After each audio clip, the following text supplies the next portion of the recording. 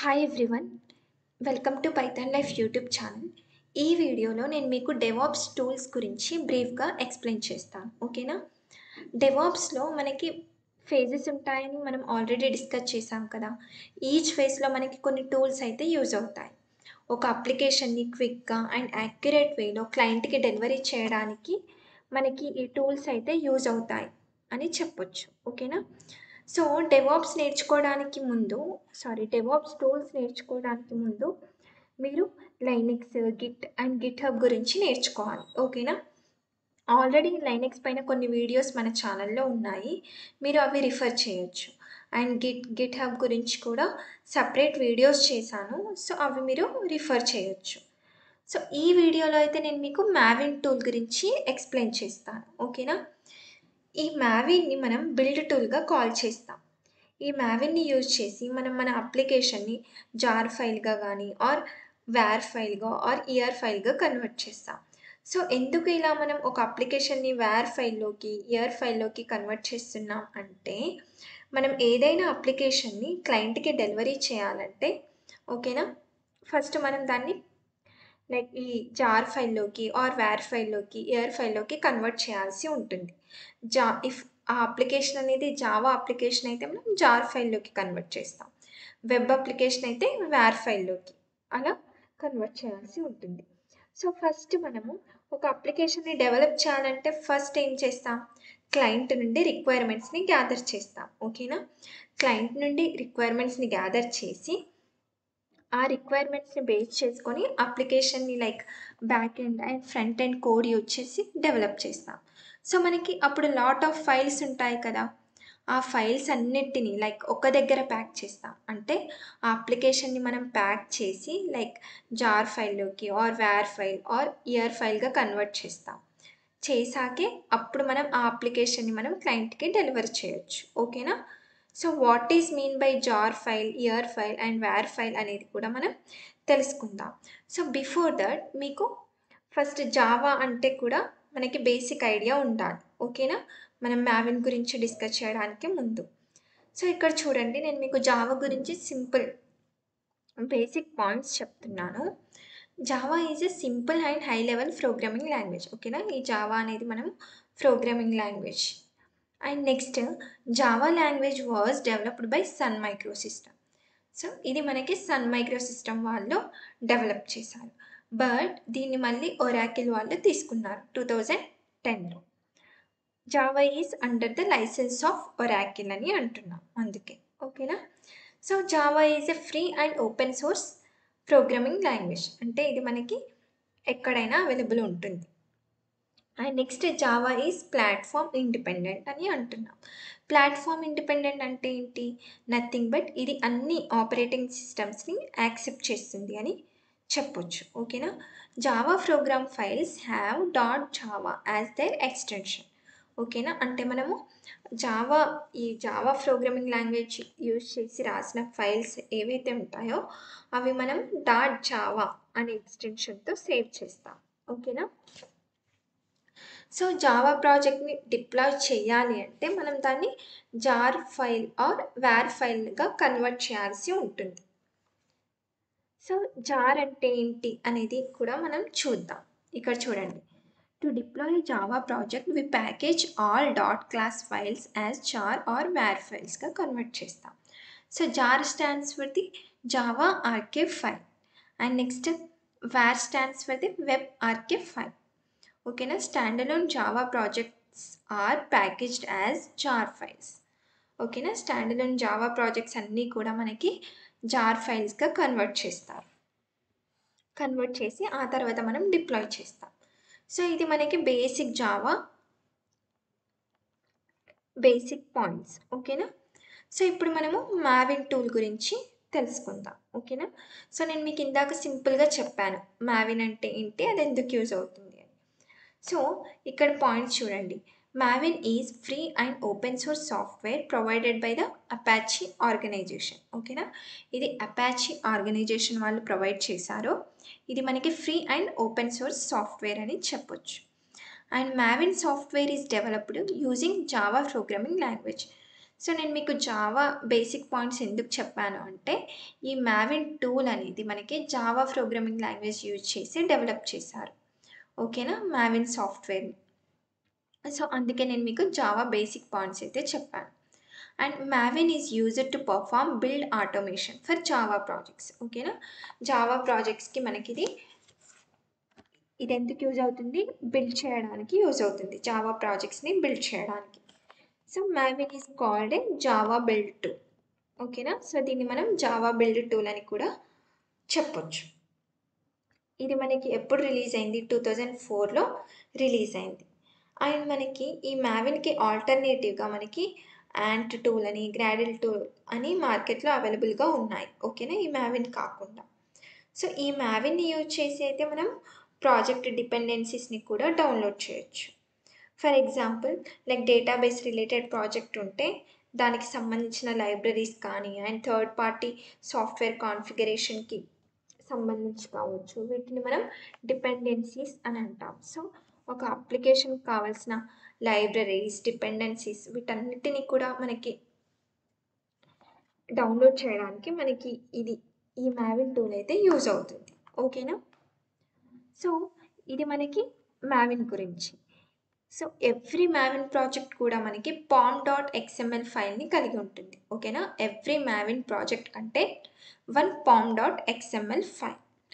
So pom.xml file అంటే ఏంటి? POM nothing but project object model. ఓకేనా? Project object model. సో ఇది ఎందుకు యూజ్ అవుతుందంటే ఇక్కడ మనకి టోటల్ ఎవ్రీథింగ్ కూడా మనకి ఈ pom.xml ఫైలే మేనేజ్ చేస్తుంది. ఓకేనా? Everything taken care bye pom.xml file అని చెప్పొచ్చు. సో ఈ pom.xml ఫైల్ అనేది XML ఫార్మాట్‌లో ఉంటుంది. సో లైక్ ఇక్కడ చూడండి ఇది మనకి మావిన్ ఆర్కిటెక్చర్. సో ఇది ఇక్కడ చూస్తే మీకు ఇక్కడ డయాగ్రామ్ చూసినట్టయితే మనకి ఇక్కడ లోకల్ రిపాజిటరీ ఉంది అండ్ రిమోట్ రిపాజిటరీ అనేవి ఉన్నాయి. ఓకేనా? సో ఈ డయాగ్రామ్‌లో మీరు అబ్జర్వ్ చేసినట్టయితే లైక్ నేను ఏమని చెప్పాను ఇప్పుడు మీకు? మనకి ఎవ్రీ మావిన్ ప్రాజెక్ట్ కూడా pom.xml ఫైల్ అనేది ఉంటుంది. So when we create the Maven project, which will internally create the local repository. ఓకేనా? మనకి ఎప్పుడైతే ఈ మావిన్ ప్రాజెక్ట్ అనేది మనం క్రియేట్ చేస్తామో అప్పుడు అది ఇంటర్నల్‌గా లోకల్ రిపాజిటరీని క్రియేట్ చేస్తుంది. సో లోకల్ రిపాజిటరీని మనం .m2గా కూడా కాల్ చేస్తాం. ఓకేనా? సో ప్రాజెక్ట్‌కి కావాల్సిన డిపెండెన్సీస్, లైబ్రరీస్ ఏవైతే మనం డౌన్లోడ్ చేయాలి అనుకుంటున్నామో అవి మనకి ఈ సెంట్రల్ ఆర్ రిమోట్ రిపాజిటరీ నుండి డౌన్లోడ్ చేసుకుంటుంది. ఓకేనా? సో మనకి మావిన్ ప్రాజెక్ట్ మనం ఎప్పుడైతే క్రియేట్ చేస్తామో అప్పుడు మనకి ఇంటర్నల్‌గా లోకల్ రిపాజిటరీ అనేది క్రియేట్ అయిపోతుంది. సో ఇది ఇప్పుడు మనకి ప్రాజెక్ట్‌కి కావాల్సిన లైబ్రరీస్, డిపెండెన్సీస్ వీటన్నిటిని ఇది మనకి remote repository or central repositories అని ఉంటాయి. సో వాటి నుండి లైబ్రరీస్‌ని, డిపెండెన్సీస్‌ని డౌన్లోడ్ చేసుకుంటుంది. ఓకేనా? గ్యాదర్ చేసుకుంటుంది లోకల్ రిపాజిటరీ అనేది. సో ఈ విధంగా ప్రాజెక్ట్‌కి కావాల్సిన డిపెండెన్సీస్‌ని యాడ్ చేసుకుంటుంది. So Maven contain 3 types of repositories అని చెప్పొచ్చు. ఓకేనా? ఇక్కడ మనకి సెంట్రల్ రిపాజిటరీ లేదు. బట్ ఇక్కడే ఉంటుంది మనకి సెంట్రల్ రిపాజిటరీ కూడా. ఓకేనా? So local repository, central repository and remote repository అని 3 రిపాజిటరీస్ అయితే ఉంటాయి. మనం ఎప్పుడైతే మావిన్ ప్రాజెక్ట్‌ని క్రియేట్ చేస్తామో అప్పుడు మనకి లోకల్ రిపాజిటరీ క్రియేట్ అవుతుంది. ఓకేనా? సో ఆ లోకల్ రిపాజిటరీ మనం .m2గా కాల్ చేస్తున్నాము. ఇది మనకి ఇప్పుడు ఈ లోకల్ రిపాజిటరీ అనేది అప్లికేషన్‌కి కావాల్సిన లైబ్రరీస్‌ని, డిపెండెన్సీస్‌ని ఈ రిమోట్ రిపాజిటరీ నుండి గ్యాదర్ చేసుకుంటుంది ఆర్ డౌన్లోడ్ చేసుకుంటుంది అని చెప్పొచ్చు. సో ఇది మనకి మావిన్ యొక్క ఆర్కిటెక్చర్. నేను ఇది మీకు సింపుల్‌గా చెప్పాను. సో మనకి మావిన్ బిల్డ్ లైఫ్ సైకిల్ కూడా ఉంటుంది. ఓకేనా? సో లైఫ్ సైకిల్ చూసినట్టయితే మనకు కొన్ని స్టేజెస్ ఉంటాయి. మనం వాటిని గోల్స్ అని కూడా చెప్పొచ్చు. సో మోస్ట్‌లీ ఈ మావిన్ అనేది ఎందుకు యూజ్ చేస్తున్నాం? మెయిన్ పర్పస్ వచ్చేసి to build the Java projects అని చెప్పొచ్చు. ఓకేనా? సో ఇక్కడ చూడండి To perform project build activities, Maven provides several type of goals. ఓకేనా? సో మనం ఒక ప్రాజెక్ట్‌ని బిల్డ్ అంటే ఈ ప్రాజెక్ట్ యొక్క బిల్డ్ యాక్టివిటీస్‌ని పర్ఫార్మ్ చేయాలి అంటే మనకి మావిన్ అనేది కొన్ని సివరల్ టైప్స్ ఆఫ్ గోల్స్‌ని ప్రొవైడ్ చేస్తుంది. ఓకేనా? Clean, compile, test, package and install and deploy ఇవి మనకి గోల్స్. సో క్లీన్ అనేది ఎందుకు యూజ్ అవుతుంది? Clean goal is used to delete the target folder అని చెప్పొచ్చు. ఓకేనా? Compile goal is used to compile the project source code. ఓకేనా? So ఆ కంపైల్ చేసిన ప్రాజెక్ట్ యొక్క సోర్స్ కోడ్ అనేది మనకి టార్గెట్ ఫోల్డర్లో స్టోర్ అవుతుంది. Next test. ఈ టెస్ట్ గోల్ అనేది ఎందుకు యూజ్ అవుతుందంటే it is used to test the unit test. ఓకేనా? And next package. ఈ ప్యాకేజ్ గోల్ అనేది it is used to generate the var file or jar file for our application based on packaging type which is in pom.xml file అని చెప్పొచ్చు. ఓకేనా? అంటే ఈ package goal అనేది ఎందుకు యూజ్ అవుతుంది? మనకి జార్ ఆర్ వేర్ ఫైల్ని జనరేట్ చేయడానికి యూజ్ అవుతుంది. సో అది ఎలా జనరేట్ చేస్తుంది? బేస్డ్ ఆన్ ప్యాకేజింగ్ టైప్ని బట్టి మనకి ఆ ఫైల్ని జనరేట్ చేస్తుంది. ఓకేనా? And next install. ఇన్స్టాల్ అనేది ఎందుకు యూజ్ అవుతుంది అంటే it is used to install our project dependencies or libraries in local repository అని చెప్పొచ్చు. ఓకేనా? సో ఇన్స్టాల్ గోల్ యూజ్ చేసి మనం మన ప్రాజెక్ట్కి కావాల్సిన మన అప్లికేషన్కి కావాల్సిన డిపెండెన్సీస్ లైబ్రరీస్ని మనము ఇన్స్టాల్ చేసుకోవచ్చు. అండ్ నెక్స్ట్ డిప్లాయ్ అనేది ఎందుకు యూజ్ అవుతుంది? To deploy the packaged application. అంటే మనకి ప్యాకేజ్ అంటే ఈ ప్యాకేజ్ కమాండ్ యూజ్ చేసి మనము ఒక వేర్ ఆర్ జార్ ఫైల్ని జనరేట్ చేస్తున్నాం కదా. సో ఆ ఫైల్ని మనము డిప్లాయ్ చేస్తే అప్పుడు మనకి అది క్లయింట్కి డెలివరీ అవుతుంది కదా. సో ఆ ఫైల్ని డిప్లాయ్ చేయాలి అంటే మనం ఈ డిప్లాయ్ కమాండ్ అయితే యూజ్ చేయాల్సి ఉంటుంది. సో ఈ కమాండ్స్ని ఈ స్టేజెస్ని మనము కమాండ్స్ రూపంలో యూజ్ చేస్తాం. ఈ కమాండ్స్ని ఏ విధంగా యూజ్ చేయొచ్చు అంటే మనకి ఇక్కడ జస్ట్ నేను మీకు ఇక్కడ సింటాక్స్ టైప్ ప్రొవైడ్ చేశాను. ఎంవిఎన్ గోల్ నేమ్ అని. ఓకేనా? ఎంవిఎన్ కమాండ్ యూజ్ చేసి నెక్స్ట్ ఎంవిఎన్ క్లీన్ అయితే క్లీన్. ఇప్పుడు ఎంవిఎన్ ప్యాకేజ్ అని ఇస్తే అప్పుడు నాకు అప్లికేషన్ అనేది క్లీన్ అయి కంపైల్ అయి టెస్ట్ అవుతుంది. టెస్ట్ అయ్యాక అది మనకి జార్ ఆర్ వేర్ ఫైల్ని జనరేట్ చేస్తుంది బేస్డ్ ఆన్ అప్లికేషన్ ప్యాకేజింగ్ టైప్ని బేస్ చేసుకొని జనరేట్ చేస్తుంది ఫైల్. సో ఈ విధంగా మనము లైక్ ఈ బిల్డ్ యాక్టివిటీస్ని పర్ఫామ్ చేయడానికి ఈ స్టేజెస్ అయితే యూజ్ చేయొచ్చు. ఓకేనా? ఈ సివరల్ టైప్ ఆఫ్ గోల్స్ని మనము యూజ్ చేసుకోవచ్చు. సో ఇది మనకి మావిన్ గురించి నేను మీకు జస్ట్ సింపుల్గా ఎక్స్ప్లెయిన్ చేశాను. బ్రీఫ్గా ఎక్స్ప్లెనేషన్ అయితే ఇచ్చాను. ఇంకా మీకు hi everyone, welcome to Python Life YouTube channel. ఈ వీడియోలో మనము జెన్కిన్స్ టూల్ గురించి డిస్కస్ చేద్దాం. ఓకేనా? సో ఫస్ట్ ఇక్కడ పాయింట్స్ చూడండి. Jenkins is a free and open source software అని అంటున్నాం. ఓకేనా? సో జెన్కిన్స్ అనేది మనకి free and open source software. And next Jenkins is developed using Java programming language. So ఈ జావా ప్రోగ్రామింగ్ యూజ్ చేసి మనకి జెన్కిన్స్ని అయితే డెవలప్ చేశారు. And next Jenkins is used to automate the build and deployment process. ఓకేనా? ఈ Jenkins అనేది మనకి build and deployment ప్రాసెస్ని ఆటోమేట్ చేయడానికి యూజ్ అవుతుంది. సో బిల్డ్ అంటే ఏంటి అండ్ డిప్లాయ్మెంట్ అంటే ఏంటి? సో బిల్డ్ నథింగ్ బట్ ఏంటి అంటే testing the code, compiling the code, ఓకేనా, and reviewing the code, uploading the artifact package into the Nexus. ఓకేనా? సో దీన్ని మనం బిల్డింగ్ అని అంటాం.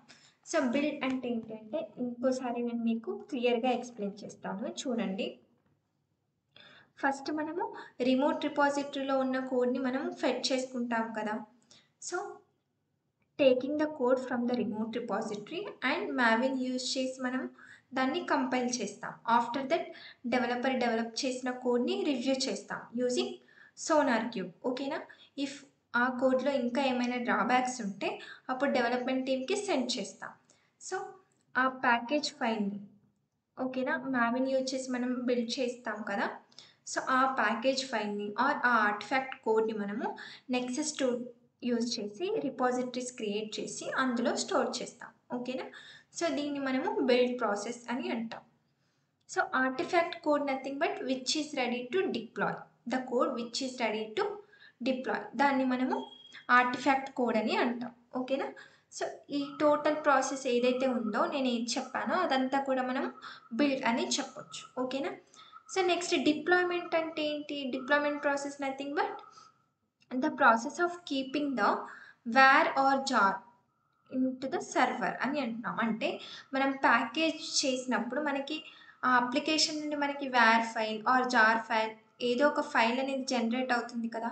సో ఆ ఫైల్ని మనము సర్వర్లో డిప్లాయ్ చేస్తాం. ఓకేనా? సర్వర్లో పెడతాం. సో దాన్నే మనము డిప్లాయ్మెంట్ అని అంటున్నాం. ఓకేనా? సో అప్పుడు మనకి అప్లికేషన్ అనేది డిప్లాయ్ అవుతుంది. సో దాన్ని మనం డిప్లాయ్మెంట్ అని అంటున్నాం. సో యూజింగ్ జెన్కిన్స్ మనము ఈ CI/CD మెథడాలజీని కూడా అచీవ్ చేయొచ్చు. ఓకేనా? CI nothing but continuous integration and CD nothing but continuous deployment and continuous delivery అని చెప్పొచ్చు. ఓకేనా? సో CI/CD నథింగ్ బట్ ఏంటి అంటే మళ్ళీ మనకి లైక్ ఇప్పుడు ఈ స్టేజెస్ అన్నీ ఉన్నాయి కదా. ఇప్పుడు మనకి ఒక అప్లికేషన్ అనేది ఫస్ట్ దాన్ని డెవలప్ చేసిన దగ్గర నుండి అది మనకి డిప్లాయ్ అయ్యేంత వరకు మనకు కొన్ని స్టేజెస్ ఉంటాయి కదా. లైక్ ఈ విధంగానే లైక్ కంపైల్ చేయడం, టెస్ట్ చేయడం. ఓకేనా? తర్వాత దాన్ని డిప్లాయ్ చేయడం. సో ఈ స్టేజెస్లో మనకి ఈ CI/CD ఆ స్టేజెస్ని మనము CI/CD మెథడాలజీ అని అంటాం. ఓకేనా? సో ఇది మనకి మెయిన్ పాయింట్స్. సో ఈ జెన్కిన్స్ సర్వర్ అనేది మనకి 8080 పోర్ట్ పైన రన్ అవుతుంది. ఓకేనా? జెన్కిన్స్లో మనం జాబ్స్ని క్రియేట్ చేస్తాం. సో ఈ ఎంటైర్ ప్రాసెస్ కూడా మనకి ఈ CI/CD మెథడాలజీ ద్వారానే ఆటోమేట్ అవుతుంది. సో ఇక్కడ మీకు చూడండి జెన్కిన్స్ వర్క్ ఫ్లో నేను మీకు జస్ట్ బ్రీఫ్గా చెప్తాను. ఇఫ్ మీకు ఇంకా CI/CD మెథడాలజీ క్లియర్గా కావాలి అనుకుంటే నేను మీకు నెక్స్ట్ వీడియోస్లో ఇంకా క్లియర్గా ఎక్స్ప్లెయిన్ చేస్తాను. ఓకేనా? డయాగ్రమాటిక్ వేలో. సో జెన్కిన్స్ వర్క్ ఫ్లో చూడండి. ఇక్కడ చూడండి we can attach Git, Maven, Selenium and Artifactory plugins to Jenkins. ఓకేనా? అంటే జెన్కిన్స్ టూల్లో మనము లైక్ ఈ గిట్ కానీ Maven, Selenium and artifact plugins అనేవి మనం దానికి అటాచ్ చేయొచ్చు. ఆ ప్లగ్ఇన్స్ని అంటే మనకి జెన్కిన్స్లో మనకి లాట్ ఆఫ్ ప్లగ్ఇన్స్ అయితే అవైలబుల్గా ఉంటాయి. సో బేస్డ్ ఆన్ అవర్ ప్రాజెక్ట్ని బేస్ చేసుకొని మన అప్లికేషన్ని బేస్ చేసుకొని మనం వాటిని ఏ ప్లగ్ఇన్స్ అయితే యూజ్ చేయాలనుకుంటున్నామో వాటిని మనం ఇన్స్టాల్ చేసుకోవచ్చు. సో ఆ ప్లగ్ఇన్స్ మనం ఇన్స్టాల్ చేసుకోవచ్చు. సో ఇప్పుడు మావిన్ అనేది మనకి బిల్డింగ్ పర్పస్ యూజ్ అవుతుంది అండ్ సెలీనియం వచ్చేసి మనకి లైక్ టెస్టింగ్ పర్పస్ కోడ్ని రివ్యూ చేయడానికి యూజ్ అవుతుంది. అండ్ ఆర్టిఫాక్టరీ నథింగ్ బట్ ఇది మనకి లైక్ టోటల్ కోడ్ అంతా కంప్లీట్ అయ్యాక ఇఫ్ టెస్టింగ్ కూడా కంప్లీట్ అయ్యాక ఆ ఆర్టిఫాక్టరీ కోడ్ని మనము నెక్సస్లో స్టోర్ చేస్తాం కదా. సో దానికి మనకి ఈ ప్లగిన్ కూడా కావాల్సి ఉంటుంది. సో ఈ విధంగా మనం కావాల్సిన ప్లగిన్స్ని అయితే మనం ఇన్స్టాల్ చేసుకుంటాం. And next once the developer puts code in GitHub, Jenkins pulls that code and send it the Maven for build. ఓకేనా? వన్స్ డెవలపర్ కోడ్ని డెవలప్ చేసి గిట్హబ్లోకి పుష్ చేయగానే అప్పుడు జెన్కిన్స్ ఆటోమేటిక్గా ఆ కోడ్ని పుల్ చేసుకొని మావెన్కి సెండ్ చేస్తుంది బిల్డింగ్ పర్పస్. ఓకేనా? Once the build is done అంటే బిల్డింగ్ కంప్లీట్ అయ్యాక మనకి అప్పుడు అది .jar ఆర్ .var ఫైల్లోకి కన్వర్ట్ అవుతుంది. Once the build is done Jenkins pulls that code and send it to the Selenium for testing. ఓకేనా? So ఆ generate అయిన వార్ ఫైల్ ఆర్ జార్ ఫైల్ ఏదైతే ఉందో అది మనకి జెన్కిన్స్ మళ్ళీ పుల్ చేసుకొని సెలీనియంకి టెస్టింగ్ పర్పస్ సెండ్ చేస్తుంది. ఓకేనా? Once the testing is done Jenkins pulls that code and send it to Artifactory as per the requirement. ఓకేనా? సో నెక్స్ట్ అది మనకి ఇఫ్ ఫైన్ అనుకుంటే అప్పుడు మనకి ఆర్టిఫాక్టరీలోకి వెళ్తుంది. ఓకేనా? అంటే అప్పుడు మనం దాన్ని ఆ కోడ్ని నెక్సస్లో స్టోర్ చేయొచ్చు నెక్సస్ టూల్లో. ఓకేనా? నెక్సస్ అనేది ఒక టూల్. అది ఎందుకు యూజ్ అవుతుంది అంటే లైక్ మనం ఆర్టిఫాక్టరీ కోడ్ని నెక్సస్లో స్టోర్ చేయడానికి ఆ టూల్లో స్టోర్ చేస్తాం. ఓకేనా? ఆ టూల్లో లైక్ మనం కొన్ని రిపాజిటరీస్ క్రియేట్ చేసి ఆ రిపాజిటరీలో స్టోర్ చేసుకోవచ్చు. So we can also deploy with Jenkins use చేసి మనం డిప్లాయ్మెంట్ కూడా చేయొచ్చు. సో ఇది మనకి ఎంటైర్ వర్క్ ఫ్లో. ఓకేనా? సో ఇక్కడ నేను మీకు చూపిస్తే ఇక్కడ మీకు జెన్కిన్స్ అనేది జెన్కిన్స్లో మనకి మాస్టర్ స్లేవ్ ఆర్కిటెక్చర్ కూడా ఉంటుంది. ఓకేనా. So Jenkins master will distribute it's work load to the slaves. ఓకేనా. అంటే ఈ జెన్కిన్స్ మాస్టర్ అనేది ఏం చేస్తుంది, వర్క్ తానే చేయకుండా స్లేవ్స్కి అజైన్ చేస్తుంది వర్క్ని. ఓకేనా. ఇక్కడ చూడండి, Jenkins slaves are generally required to provide the desired environment. It works on the basis of request received from the Jenkins master. So Jenkins master ఏ జాబ్స్ని అయితే అసైన్ చేస్తాడో, ఏ వర్క్ని అసైన్ చేస్తాడో వాటిని చేయడమే జెన్కిన్స్ స్లేవ్స్ యొక్క రెస్పాన్సిబిలిటీ. ఓకేనా. స్లేవ్స్ లేకపోతే అప్పుడు మనకి జెన్కిన్స్ మాస్టరే స్లేవ్గా కన్వర్ట్ అయ్యి ఆ వర్క్ని కంప్లీట్ చేస్తుంది. ఓకేనా. సో ఇది మనకి ఆర్కిటెక్చర్స్. సో జెన్కిన్స్ మాస్టర్కి ఏదైనా వర్క్ వస్తే ఈ మాస్టర్ ఈ 3 స్లేవ్స్లో దేనికైనా ఆ వర్క్ని అసైన్ చేయొచ్చు. ఓకేనా. సో ఈ మాస్టర్ స్లేవ్స్తో కమ్యూనికేట్ అవ్వాలి అంటే కొన్ని కీస్ అయితే ఇన్స్టాల్ చేయాల్సి ఉంటుంది. ఓకేనా. కొన్ని కీస్ ఇన్స్టాల్ చేసి వాటి ద్వారా ఇది కమ్యూనికేట్ అవ్వగలుగుతుంది. ఓకేనా. For the communication purpose we need to install some keys. If ఏదైనా జాబ్ వస్తే ఆ జాబ్ని ఏ స్లేవ్కి అసైన్ చేయాలి, లేదంటే అది మాస్టరే చేయాలా, సో ఏదైనా స్లేవ్కి అసైన్ చేయాలంటే ఏ స్లేవ్కి అసైన్ చేయాలి అనేది ఎలా డిసైడ్ చేస్తారంటే మనకి లేబుల్స్ ఉంటాయి. ఓకేనా. లేబుల్స్ ద్వారా కూడా ఏ స్లేవ్కి ఏ వర్క్ అసైన్ చేయాలి అనేది ఈ జెన్కిన్స్ మాస్టర్ డిసైడ్ చేస్తుంది.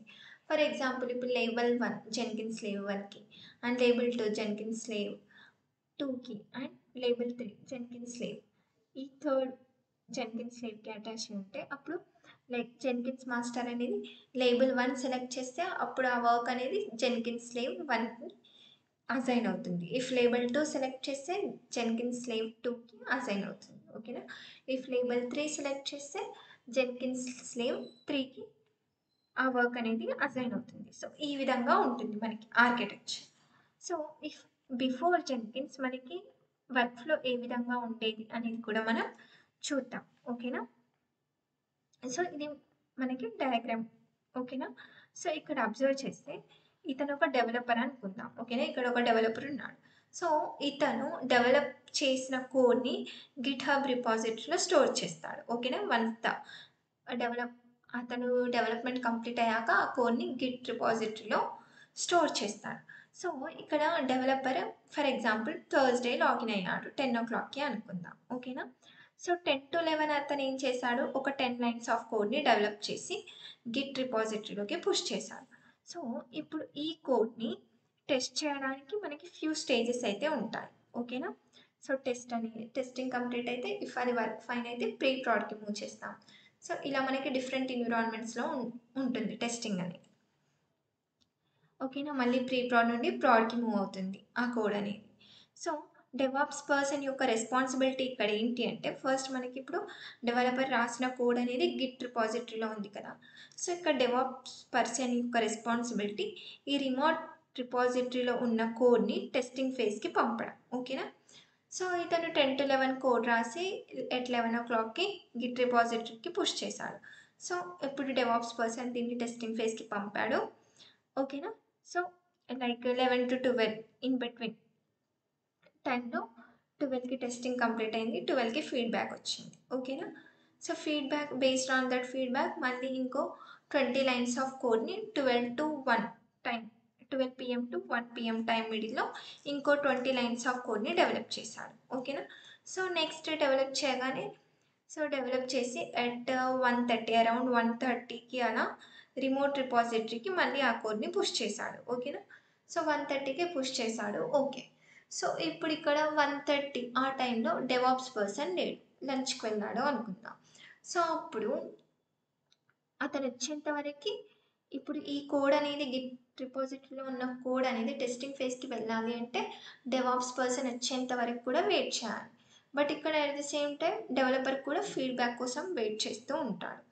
So for example DevOps person ఒక 3 o'clockకి వచ్చాడు అనుకుందాం. ఓకేనా. 3 o'clockకి వచ్చి అప్పుడు మళ్ళీ ఆ కోడ్ని టెస్టింగ్ ఫేజ్కి పంపాడు. టెస్టింగ్ కంప్లీట్ అయింది. మళ్ళీ మనకి 4:00కి అలా ఫీడ్‌బ్యాక్ వచ్చింది అనుకుందాం. సో, ఆ ఫీడ్‌బ్యాక్‌ని బేస్ చేసుకొని మళ్ళీ ఈ డెవలపర్ ఒక 30 లైన్స్ ఆఫ్ కోడ్‌ని డెవలప్ చేశాడు. ఓకేనా? సో, 30 లైన్స్ ఆఫ్ కోడ్‌ని డెవలప్ చేశాడు. సో, డెవలప్ చేసి గిట్ రిపాజిటరీకి పుష్ చేసేసరికి మళ్ళీ 4కి ఫీడ్‌బ్యాక్ వచ్చింది కదా! సో, 4-5, 5-6. సో, 6 టైమ్ వరకి గిట్ రిపాజిటరీకి పుష్ చేశాడు. సో, బట్ 6 అయింది టైం. సో, ఇప్పుడు ఇది మనకి టెస్టింగ్ ఫేజ్‌కి వెళ్ళాలి అంటే మళ్ళీ డెవాప్స్ పర్సన్ ఆ టైంకి లాగ్ అవుట్ అయ్యాడు అనుకుందాం. ఓకేనా? సో, అప్పుడు లాగ్ అవుట్ అయినప్పుడు మనకి టెస్టింగ్ అవ్వదు. సో, అప్పుడు డెవలపర్ అనేవాడు ఫీడ్‌బ్యాక్ కోసం వెయిట్ చేస్తూ ఉంటాడిక్కడ. సో, ఇక్కడ మీరు అబ్జర్వ్ చేసినట్టయితే మనకిలా టోటల్ టైమ్ టేకింగ్ ప్రాసెస్ అయితే అవుతుంది. ఓకేనా? అంటే ఇక్కడ టోటల్ మాన్యువల్ ప్రాసెస్ ద్వారా మనకి చాలా టైం వేస్ట్ అవుతుంది. ఓకేనా? ఫీడ్‌బ్యాక్ కోసం డెవలపర్ వెయిట్ చేస్తున్నాడు. సమ్‌టైమ్స్ డెవాప్స్ పర్సన్ అవైలబుల్ ఉండట్లేదు. సో, ఈ విధంగా అవుతుంది. సో, ఇది ఈ ప్రాసెస్‌ని అనలైజ్ చేసి కవాగుచి ఈజ్ ఏ కంప్యూటర్ ప్రోగ్రామర్. ఓకేనా? సన్ మైక్రో సిస్టమ్‌లో కంప్యూటర్ ప్రోగ్రామర్. సో, ఈ పర్సన్ ఏం చేశాడంటే ఇలా డెవలపర్ ప్రిపేర్ చేసిన కోడ్ రిమోట్ రిపాజిటరీకి పుష్ అవ్వగానే ఆటోమేటిక్‌గా నా సర్వర్‌లోకి ప్రాసెస్ అవ్వాలి అనే థాట్ వచ్చింది అతనికి. సో, ఈ థాట్‌తో అతను 2004లో ఆర్సన్ ప్రాజెక్ట్‌ని డెవలప్ చేశాడు. సో, ఈ ప్రాజెక్ట్‌ని ఒరాకిల్ వాళ్ళు 2010లో తీసుకున్నారు. ఓకేనా? ఈ ప్రాజెక్ట్‌ని జెన్కిన్స్‌గా రీనేమ్ చేశారు. ఓకేనా? సో, దీన్ని మనకిప్పుడు ఫ్రీ అండ్ ఓపెన్ సోర్స్ ప్లాట్‌ఫామ్‌గా మార్కెట్‌లోకి రిలీజ్ చేశారు. సో, ఇది మనకి జెన్కిన్స్ యొక్క బిఫోర్ సినారియో. ఓకేనా? Before work flow. సో, నేను మీకు ఆఫ్టర్ వర్క్ ఫ్లో కూడా నేను మీకు చెప్పాను. ఓకేనా? జెన్కిన్స్ ఎందుకు మనకి ఫేమస్ అంటే ఈ జెన్కిన్స్ అనేది మనకి 1000+ ఆఫ్ ప్లగిన్స్‌ని సపోర్ట్ చేస్తుంది. ఓకేనా? బేస్డ్ ఆన్ మనం అప్లికేషన్‌ని బేస్ చేసుకొని, ప్రాజెక్ట్‌ని బేస్ చేసుకొని ఏ ప్లగిన్‌ని అయినా మనం ఈ జెన్కిన్స్‌లో యూజ్ చేసుకొని ప్రాసెస్ చేసుకోవచ్చు.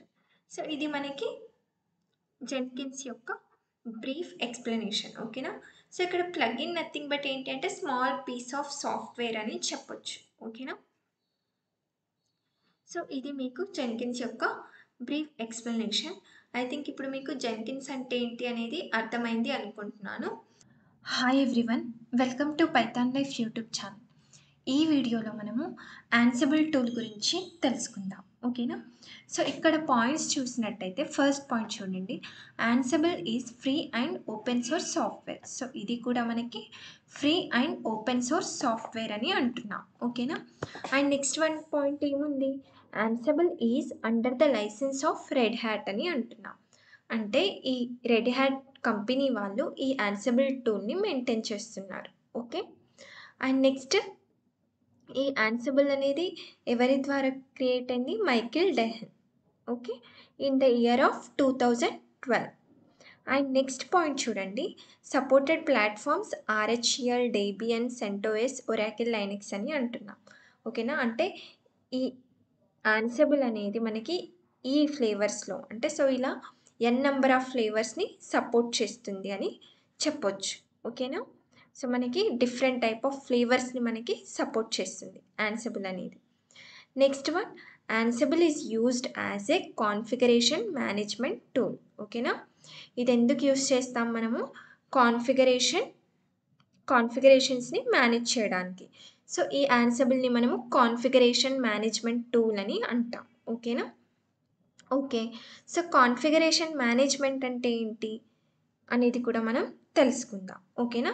సో, కాన్ఫిగరేషన్ మేనేజ్మెంట్ అంటే నథింగ్ బట్ ఫర్ ఎగ్జాంపుల్ ఒక ఆర్గనైజేషన్‌లో 100 ఆఫ్ సర్వర్స్ ఉన్నాయి అనుకుందాం. ఓకేనా?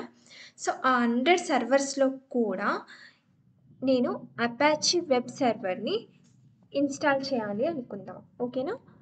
సో, ఆ 100 సర్వర్స్‌లో కూడా నేను అపాచీ వెబ్ సర్వర్‌ని ఇన్‌స్టాల్ చేయాలి. సో, మనం మాన్యువల్‌గా ఈచ్ అండ్ ఎవ్రీ సర్వర్‌కి లాగిన్ అయ్యి అపాచీ ఇన్‌స్టాల్ చేయడం అనేది చాలా టైమ్ టేకింగ్ ప్రాసెస్. ఓకేనా? సో, ఇప్పుడు నేను ఆ 100 సర్వర్స్‌కి కూడా ఈచ్ అండ్ ఎవ్రీ సర్వర్‌కి లాగిన్ అయ్యాక మాన్యువల్‌గా నేను ఆ అపాచీని ఇన్‌స్టాల్ చేస్తే నాకు చాలా టైం పడుతుంది మాన్యువల్ ప్రాసెస్ ద్వారా. సో, ఇదే ప్రాసెస్‌ని మనము ఈ కాన్ఫిగరేషన్ మేనేజ్మెంట్ టూల్ యూజ్ చేసి యాన్సిబుల్ యూజ్ చేసి ఆటోమేట్ చేయొచ్చు. ఓకేనా? So configuration management nothing but it is the process of managing software which are required for our project అని చెప్పొచ్చు. ఓకేనా? సో ఇక్కడ చూడండి, configuration management is the process of managing software required for our project. ఓకేనా? అంటే మన ప్రాజెక్ట్కి కావాల్సిన సాఫ్ట్వేర్స్ని, ప్యాకేజెస్ని మేనేజ్ చేయడం. ఓకేనా? అంటే మనకు కావాల్సిన ఆ ప్రాజెక్ట్ కావాల్సిన ప్యాకేజెస్ని ఇన్స్టాల్ చేయడమైనా, ఆర్ అప్డేట్ చేయడమైనా, ఆర్ రిమూవ్ చేయడమైనా, సో వేటినైనా మనము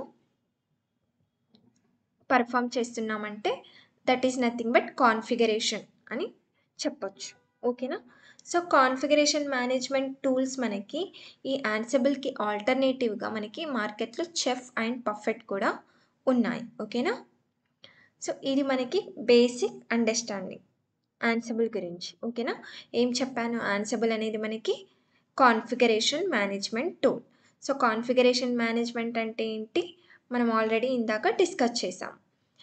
సో ఒక ప్రాజెక్ట్కి కావాల్సిన సాఫ్ట్వేర్ని ఇన్స్టాల్ చేయడమైనా, అప్డేట్ చేయడమైనా, రిమూవ్ చేయడమైనా, సో ఏ ప్రాసెస్ని అయినా మనము కాన్ఫిగరేషన్ మేనేజ్మెంట్ అని చెప్పొచ్చు. సో ఇది మనకి basic understanding.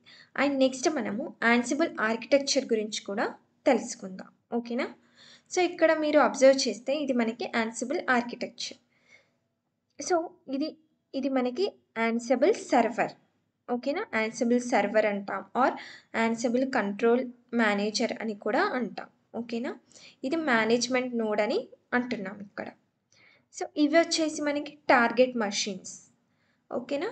So target machines are nothing but worker nodes or slave nodes అని చెప్పొచ్చు. సో ఇది మనకి యాన్సిబుల్ సర్వర్. అండ్ నెక్స్ట్ ఇవి వచ్చేసి మనకి రైట్ సైడ్లో worker nodes or target machines అని అంటున్నాం. ఓకేనా? Target servers. సో ఇప్పుడు మనము మన రిక్వైర్మెంట్ ఏంటి? ఎన్ నెంబర్ ఆఫ్ సర్వర్స్లో ఎట్ ఏ టైం కాన్ఫిగర్ చేయడం కదా. సో ఈ టార్గెట్ మషిన్స్లో నేను ఇప్పుడు అన్నిట్లో కూడా కాన్ఫిగర్ చేయాలి అంటే మనం ఈ యాన్సిబుల్ మేనేజ్మెంట్ నోడ్ని యూజ్ చేసి, యాన్సిబుల్ సర్వర్ని యూజ్ చేసి వీటి అన్నిట్లో కూడా మనము కాన్ఫిగరేషన్ అనేది ఎట్ ఏ టైం పర్ఫామ్ చేయొచ్చు. ఓకేనా? ఎప్పుడైతే మనం యాన్సిబుల్ని సెటప్ చేస్తున్నామో ఇన్బిల్ట్గా మనకి పైథాన్ సాఫ్ట్వేర్ కూడా అవైలబుల్ ఉంటుంది. ఓకేనా? అండ్ ఈ యాన్సిబుల్ అనేది మనము ఏజెంట్లెస్ ఆర్కిటెక్చర్గా కాల్ చేస్తాం. ఎందుకు అంటే యాన్సిబుల్ని మనం ఓన్లీ ఈ యాన్సిబుల్ సర్వర్లో మాత్రమే ఇన్స్టాల్ చేస్తాం. ఓకేనా? ఈ టార్గెట్ సర్వర్స్లో ఎక్కడ కూడా మనము యాన్సిబుల్ని ఇన్స్టాల్ చెయ్యం. దట్స్ వై మనం దీన్ని ఏజెంట్లెస్ ఆర్కిటెక్చర్ అని కాల్ చేస్తాం. సో ఇది మనకి పైథాన్ యూజ్ చేసి యాన్సిబుల్ని డెవలప్ చేశారు. సో ఈ యాన్సిబుల్ అనేది మనకి పుష్ మెకానిజం అని అంటున్నాం. ఓకేనా? పుష్ మెకానిజం అంటే ఏంటి అంటే ఇఫ్ మనకి సాఫ్ట్వేర్లో ఏవైనా అప్డేట్స్ ఉంటే నోటిఫికేషన్ ఫార్మెట్లో అది మనకి ప్రొవైడ్ చేస్తుంది. ఈ మెకానిజంని మనము పుష్ మెకానిజం అని అంటాం. యాన్సిబుల్ అనేది మనకి configuration management tool and it is agentless architecture and it is push mechanism. ఓకేనా? యాన్సిబుల్లో with help of playbooks use చేసి మనము టార్గెట్ నోడ్స్లో ఆర్ టార్గెట్ సర్వర్స్ని మనము కాన్ఫిగర్ చేయొచ్చు. ఓకేనా? ప్లే బుక్స్ అంటే ఏంటి అనేది కూడా మనం తెలుసుకుందాం. సో ఈ ప్లే బుక్స్ యూజ్ చేసి మనము కాన్ఫిగరేషన్ అనేది చేయొచ్చు. అంటే ఈ యాన్సిబుల్ని ఇన్స్టాల్ చేసి ఈ యాన్సిబుల్ సర్వర్ ఉంది కదా, ప్రాసెస్ ఏ విధంగా ఉంటుందంటే నేను మీకు క్లియర్గా చెప్తాను చూడండి. ఇది మనకి యాన్సిబుల్ సర్వర్. సో ఇవి మనకి target nodes or target machines. So first మనం ఏం చేస్తాం? ఒక యాన్సిబుల్ సర్వర్ నథింగ్ బట్ ఇన్స్టెన్స్ని క్రియేట్ చేసుకుంటాం. అండ్ నెక్స్ట్ మనకి టార్గెట్ సర్వర్స్ ఏమేమి కావాలో వాటిని కూడా ఆ ఇన్స్టెన్సెస్ని కూడా క్రియేట్ చేసుకుంటాం. సో ఇప్పుడు నేను దీంట్లో కాన్ఫిగర్ చేస్తే దీంట్లో నేను ప్లేబుక్ రాస్తే ఇది నాకు ఇక్కడ టోటల్ ఈ టార్గెట్ సర్వర్స్ ఇన్స్టెన్సెస్లో రిఫ్లెక్ట్ అవుతుంది. ఓకేనా? సో ఇక్కడ మీరు సర్వర్ అన్నా ఇన్స్టెన్స్ అన్నా కన్ఫ్యూజ్ అవ్వకండి. ఓకేనా? సర్వర్ అన్నా ఇన్స్టెన్స్ అన్నా సేమ్. మనకి AWS టర్మినాలజీలో మనం ఇన్స్టెన్స్గా కాల్ చేస్తాం సర్వర్ని. సో ఇప్పుడు ఈ యాన్సిబుల్ సర్వర్లో మనం ప్లేబుక్ రాసి, ఓకేనా, ప్లేబుక్ అనేది ఏ విధంగా రాస్తాం? ఇప్పుడు ఫర్ ఎగ్జాంపుల్ మనం ఆ కాన్ఫిగరేషన్ పర్ఫామ్ అయ్యే విధంగా ప్లేబుక్ రాసి, ఆ ప్లేబుక్‌ని ఇక్కడ యాన్సిబుల్ సర్వర్‌లో ఎగ్జిక్యూట్ చేస్తాం. ఆ ప్లేబుక్ ద్వారా మన టార్గెట్ నోడ్స్ అన్నీ కూడా ఈ విధంగా కాన్ఫిగర్ చేయొచ్చు. సో, నేను మీకు ఇప్పుడు ఒక ఎగ్జాంపుల్ ద్వారా కూడా చెప్తాను. ఓకేనా? నేనిప్పుడు ఈ టార్గెట్ నోడ్స్ అన్నిటిలో కూడా గిట్‌ని ఇన్‌స్టాల్ చేయాలి అనుకుంటున్నాను. సో, అప్పుడు ఫస్ట్ మనము యాన్సిబుల్ సర్వర్‌లో యాన్సిబుల్ ఇన్‌స్టాల్ చేసి, ఆ ప్యాకేజ్‌ని ఇన్‌స్టాల్ చేయడానికి మనం ప్లేబుక్ రాయాల్సి ఉంటుంది. ఓకేనా? గిట్‌ని ఇన్‌స్టాల్ చేయడానికి దీంట్లో ప్లేబుక్ రాయాల్సి ఉంటుంది. ఆ ప్లేబుక్‌ని మనము యాన్సిబుల్ సర్వర్‌లో ఎగ్జిక్యూట్ చేయగానే రిజల్ట్ అనేది మనకి ఈ టార్గెట్ నోడ్స్‌లో ఇంపాక్ట్ అవుతుంది. వీటన్నిటిలో కూడా గిట్ అనేది ఆటోమేటిక్‌గా ఇన్‌స్టాల్ అయిపోతుంది. మీరిక్కడ గిట్ ఈ ప్లేబుక్ ఎగ్జిక్యూట్ చేశాక ఇక్కడ గిట్ వర్షన్ చెక్ చేయండి. సో, మీకిక్కడ అవైలబుల్ ఉందా? లేదా? అనేది మీకు అర్థమవుతుంది టార్గెట్ నోడ్స్‌లో. సో, ఇలా అన్ని సర్వర్స్‌లో కాన్ఫిగరేషన్ చేయాలి అంటే మనం యాన్సిబుల్ సర్వర్‌లో కాన్ఫిగర్ అయ్యే విధంగా ప్లేబుక్స్ రాసి వాటిని ఎగ్జిక్యూట్ చేస్తాం. సో, ఇక్కడ ప్లేబుక్స్ అంటే ఏంటి అనేది కూడా మనం చూద్దాం. ఓకేనా? ఈ ప్లేబుక్స్ అనేవి మనకి యామిల్ స్క్రిప్ట్ యూజ్ చేసి రాస్తాం. ఓకేనా? ఇంప్లిమెంట్ చేస్తాం. సో, వీటిని మనము .ymlతో సేవ్ చేస్తాం. ఓకేనా? ఈ ఫైల్‌ని. So, YAML language nothing but yet another markup language. ఓకేనా? సో, అది మనకి ఈజీగా ఉంటుంది. జస్ట్ మీకు ఒక 2 ఆర్ 3 ప్లే బుక్స్ చూస్తే మీకే అర్థమవుతుంది. ఓకేనా? సో, ఇది ఇన్వెంటరీ అంటే ఏంటి? సో, ఇక్కడ ఇది ఎందుకు యూజ్ చేస్తున్నామంటే, మనం యాన్సిబుల్ సర్వర్‌లో ఇన్వెంటరీ ఫైల్‌ని కూడా క్రియేట్ చేస్తాం. ఓకేనా? ఇదెందుకు క్రియేట్ చేస్తామంటే, ఇప్పుడు మనం ఈ యాన్సిబుల్ సర్వర్‌ని అండ్ ఈ టార్గెట్ నోడ్స్ ఉన్నాయి కదా! వీటికి కనెక్ట్ చేయాలి అంటే, ఈ ఇన్వెంటరీ ఫైల్‌ని క్రియేట్ చేసి, ఈ ఇన్వెంటరీ ఫైల్‌లో లైక్ ఇప్పుడు నాకు ఈ instance name for example host1 or group A అనుకుందాం. సో, గ్రూప్ ఏ యొక్క ప్రైవేట్ ఐపీని ఇక్కడ మనము ఇస్తాం. నెక్స్ట్ గ్రూప్ బి నోడ్ యొక్క ప్రైవేట్ ఐపీని ఇక్కడ ఇస్తాం. సో, ఇలా మనకి టార్గెట్ నోడ్స్ యొక్క ప్రైవేట్ ఐపీని ఇక్కడ స్టోర్ చేసి, లైక్ ఆ విధంగా మనం కనెక్ట్ చేసి, ఆ తర్వాత ప్లేబుక్ రాసి ఎగ్జిక్యూట్ చేసినట్టయితే మనకిక్కడ టార్గెట్ నోడ్స్‌లో రిఫ్లెక్ట్ అవుతుంది. ఓకేనా? ఇఫ్ మీరిక్కడ ఇన్వెంటరీ ఫైల్‌లో వీటి యొక్క ప్రైవేట్ ఐపీస్‌ని ఇవ్వకపోతే మీకు ప్లేబుక్ ఇక్కడ ఎగ్జిక్యూట్ చేసినా కూడా ఇక్కడ మీకు రిఫ్లెక్ట్ అవ్వదు. ఓకేనా? ఇంపాక్ట్ అవ్వవు చేంజెస్ అనేవి. సో, ఈ విధంగా ఉంటుంది ఆర్కిటెక్చర్ అనేది. ఇంకా మీకు దీని గురించి ప్రాక్టికల్‌గా కావాలనుకుంటే కూడా మన పైథాన్ లైఫ్‌లో రికార్డెడ్ కంటెంట్ ఉంది కదా! సో, మీరది చెక్ చేసినట్టయితే మీకు అక్కడ టోటల్ ఎవ్రీథింగ్ కూడా ప్రాక్టికల్ వేలో ప్లేబుక్స్ కూడా నేను నంబర్ ఆఫ్ ప్లేబుక్స్ అనేవి ఎక్స్‌ప్లెయిన్ చేశాను. ఓకేనా? సో, ఇప్పుడు మీకు బేసిక్ ఎగ్జాంపుల్ చూయిస్తున్నాను ప్లేబుక్‌ది. ఫస్ట్ చూడండి. దీన్ని మనము ప్లేబుక్ అని అంటాం. ఓకేనా? సో, ఈ విధంగా రాస్తాం ప్లేబుక్‌ని. సో, ఇక్కడ చూడండి name. Install Git on Amazon Linux. So, first మనం ఇక్కడ నేమ్ ఇచ్చేసి మనం ఏం చేయాలి అనుకుంటున్నామో అది ఇక్కడ రాస్తున్నాం. గిట్‌ని ఇన్‌స్టాల్ చేయాలి అనుకుంటున్నాం కాబట్టి గిట్. హోస్ట్. హోస్ట్ అంటే ఏంటి? ఇక్కడ ఇన్‌స్టెన్స్ నేమ్ అనేది మీరివ్వాలి. ఓకేనా? ఈ టార్గెట్ నోడ్స్ యొక్క ఇన్‌స్టెన్స్ నేమ్ ఇక్కడ ఇస్తాం. అండ్ నెక్స్ట్ బికమ్ ట్రూ అంటున్నాం. అంటే మనకిప్పుడు మీరు సర్వర్‌కి లాగిన్ అయ్యి డైరెక్ట్‌గా గిట్ ఇన్‌స్టాల్ అని ఇస్తే మీకు అవుతుందా ఇన్‌స్టాలేషన్? అవ్వదు కదా! ఇప్పుడు మనం నార్మల్‌గా సర్వర్‌లోకి లాగిన్ అయ్యి కమాండ్ ఏముంటుంది మనకి కమాండ్ యూజ్ చేసి మనము గిట్‌ని ఇన్‌స్టాల్ చేస్తాం.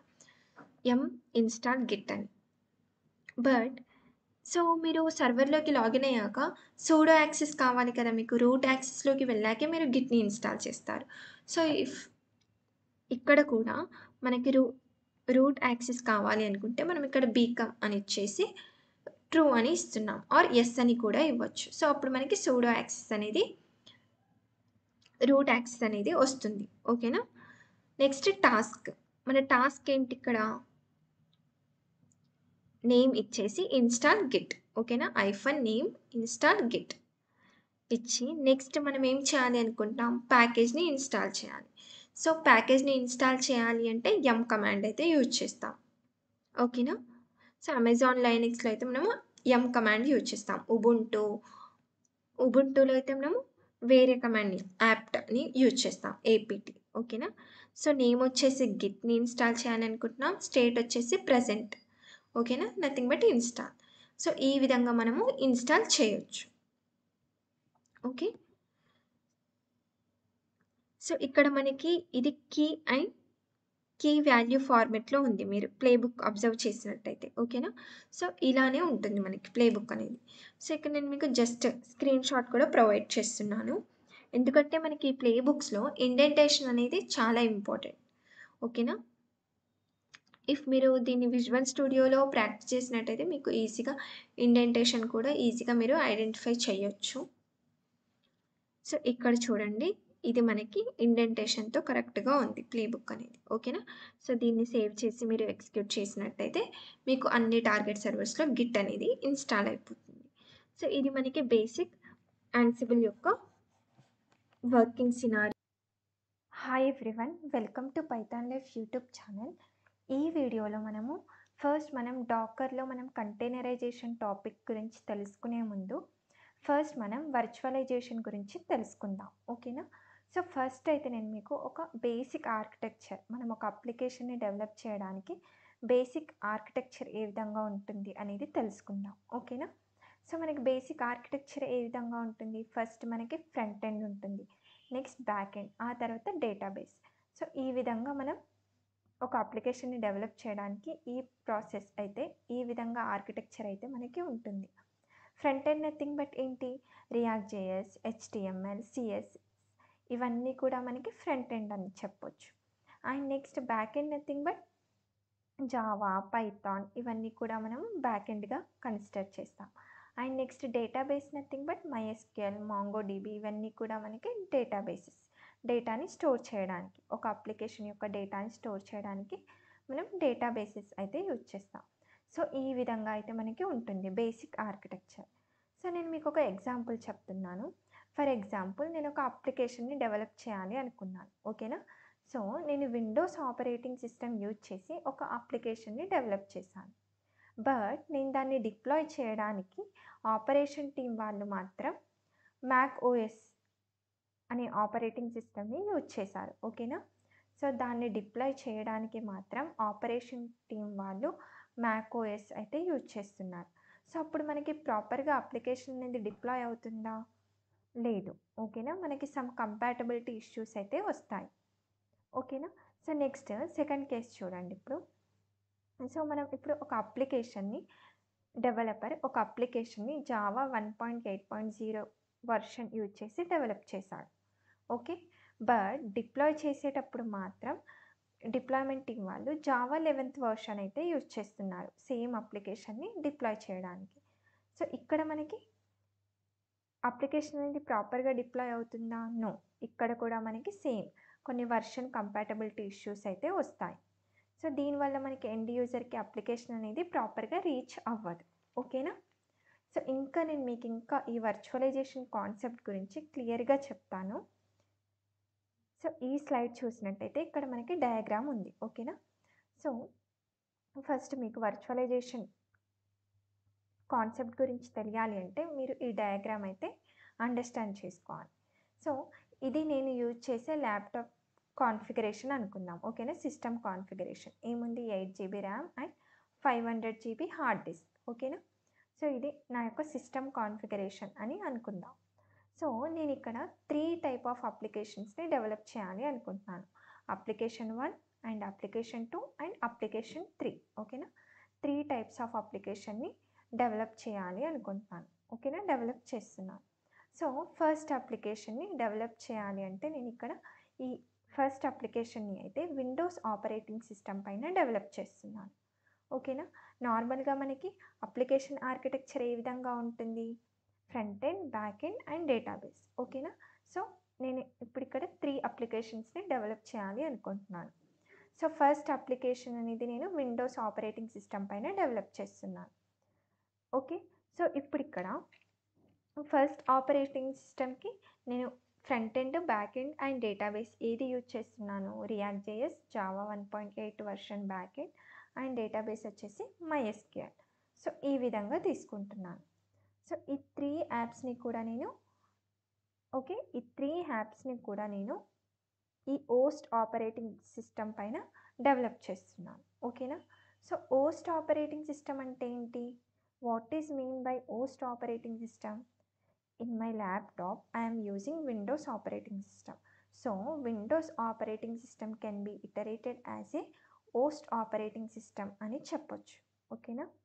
సో, ఇక్కడ దీన్ని మనము మల్టీ యూజర్ ఆపరేటింగ్ సిస్టమ్గా కూడా కాల్ చేస్తాం. ఓకేనా? సో, ఈ హోస్ట్ ఆపరేటింగ్ సిస్టంలో ఓన్లీ మనం వన్ టైప్ ఆఫ్ జావా వర్షన్ని మాత్రమే ఇన్స్టాల్ చేయడానికి ఛాన్స్ ఉంటుంది. అంటే నేను ఇప్పుడు జావా 1.8 వర్షన్ని అండ్ యాప్ 2కి జావా 11th వర్షన్ని అండ్ జావా 17th వర్షన్ని. సో, ఇలా 3 టైప్స్ ఆఫ్ వర్షన్స్ని నేను ఇన్స్టాల్ చేయాలి అనుకుంటున్నాను. బట్ నాకు ఈ హోస్ట్ ఆపరేటింగ్ సిస్టంలో ఏదో ఒక్క వర్షన్ని మాత్రమే ఇన్స్టాల్ చేయగలుగుతాం. ఓకేనా?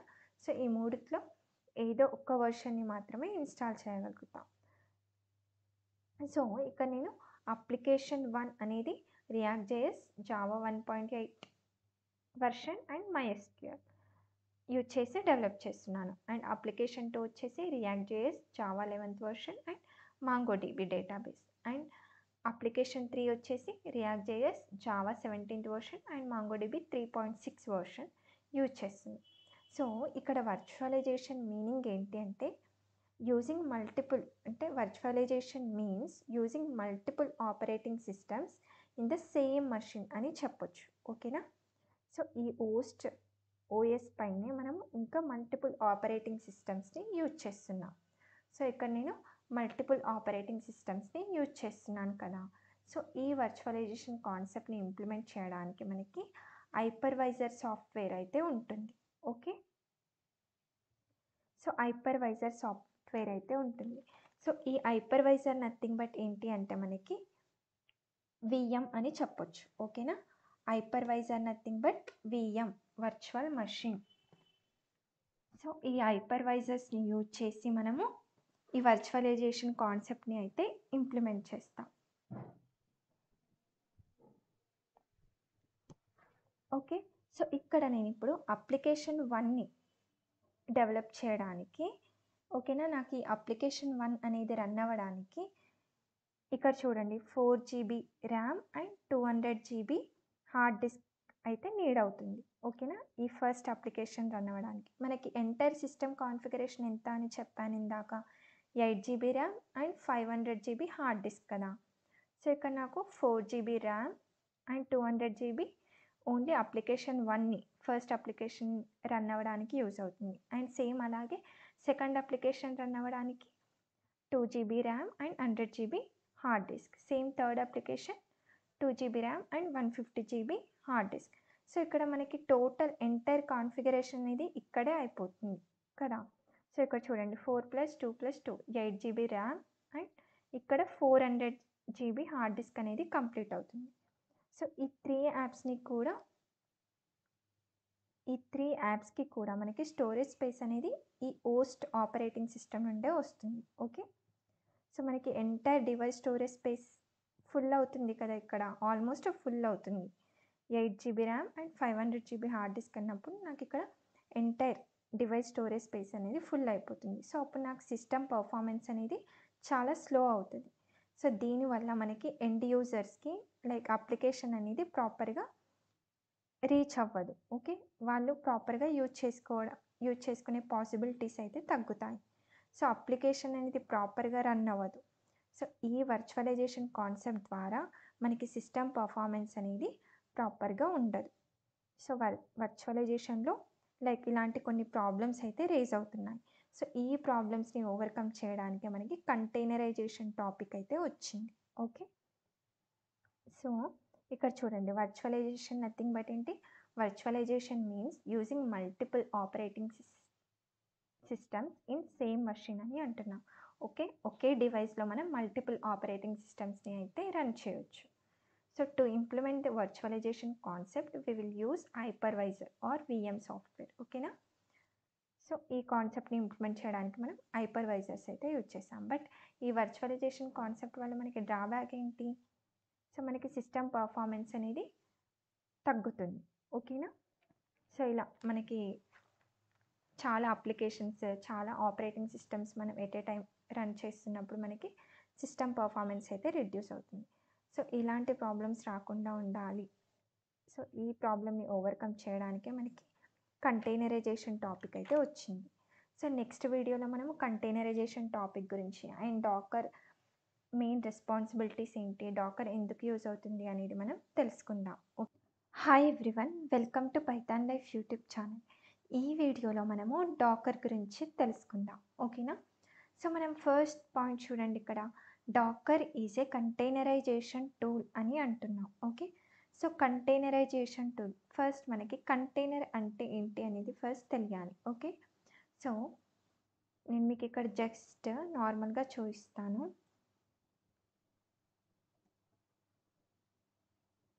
సో కంటైనర్ ఇమేజెస్ అని చూస్తున్నాను. సో ఇక్కడ చూస్తే మనకి ఇక్కడ ఈ షిప్లో మనకి లాట్ ఆఫ్ కంటైనర్స్ అయితే ఉన్నాయి. ఓకే, సో కంటైనర్స్లో మనకి ఏముంటాయి, గూడ్స్. ఓకే, సో ఈ గూడ్స్ మనకి ఒక కంటైనర్లో పెట్టి ఇవి మనం ఒక ప్లేస్ నుండి ఇంకో ప్లేస్కి వీళ్ళు ఇంపోర్ట్ అండ్ ఎక్స్పోర్ట్ చేస్తారు. ఓకేనా.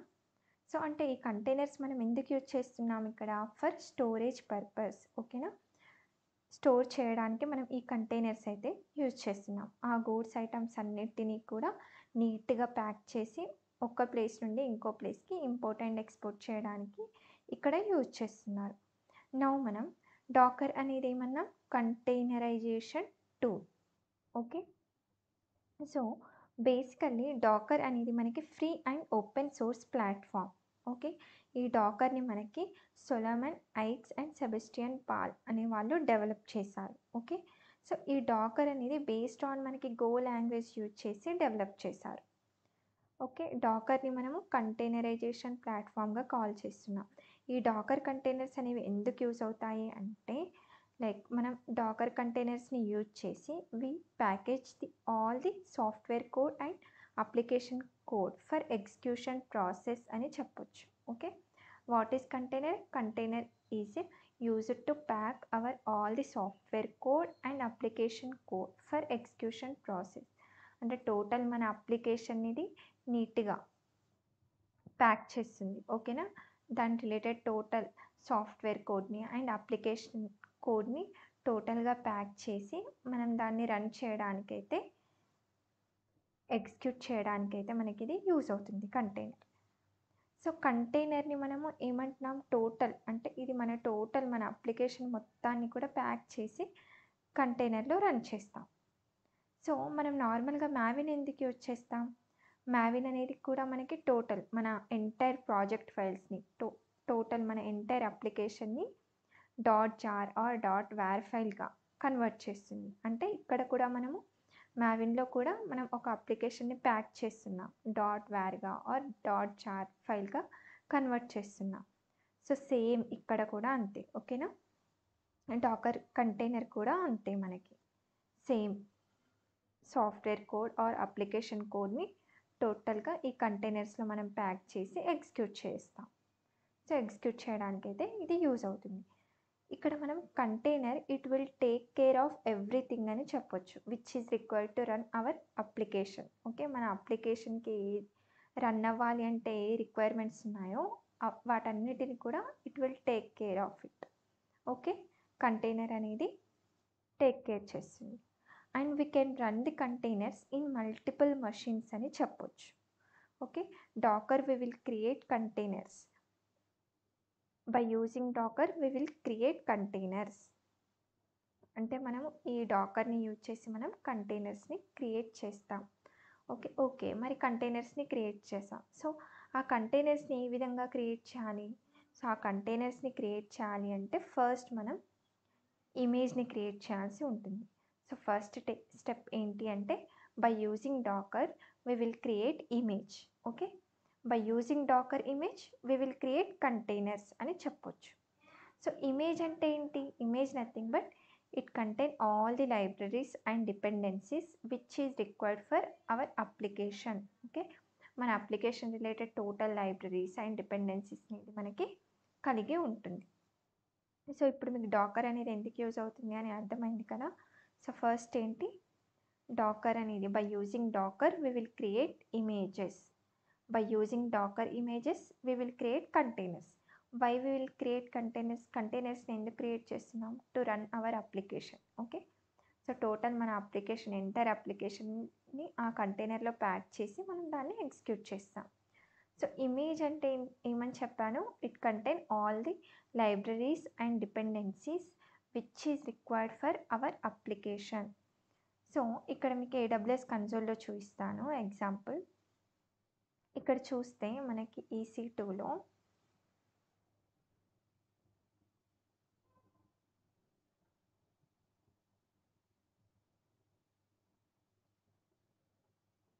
ఇన్స్టెన్సెస్,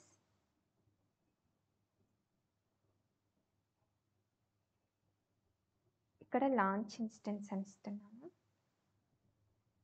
సో ఇక్కడ చూస్తే మీకు ఇక్కడ AMIs వచ్చాయి, అంటే ఇమేజెస్. ఇవన్నీ కూడా మనకి ఇమేజెస్. ఓకే, సో ఇమేజ్ అంటే ఏముంది ఇక్కడ చూడండి. And AMI is a template that contain the software configuration, operating system, application server and applications required to launch your instance. మన ఇన్స్టెన్స్కి ఏమేమి కావాలో టోటల్ కాన్ఫిగరేషన్ అనేది ఆల్రెడీ అంటే ప్రీ కాన్ఫిగరేషన్ చేసి ఈ ఇమేజెస్లో పెట్టారు. ఓకేనా, డైరెక్ట్గా మనం ఈ ఇమేజెస్ని యూజ్ చేసి మనం ఇన్స్టెన్సెస్ని అయితే లాంచ్ చేస్తున్నాం. సేమ్ అలాగే మనకి కంటైనర్ని క్రియేట్ చేయాలి అంటే కూడా ఫస్ట్ కంటైనర్ని క్రియేట్ చేయాలి అంటే కూడా ఫస్ట్ మనం ఇమేజెస్ని క్రియేట్ చేస్తాం. సో ఆ డాకర్ ఇమేజెస్ నుండి మనం కంటైనర్స్ని అయితే క్రియేట్ చేస్తాం. సో మనకి కొన్ని కమాండ్స్ ఉంటాయి, ఇమేజ్ని ఏ విధంగా క్రియేట్ చేయాలి అండ్ కంటైనర్స్ని ఏ విధంగా క్రియేట్ చేయాలి ఇమేజ్ నుండి అనే వాటికి.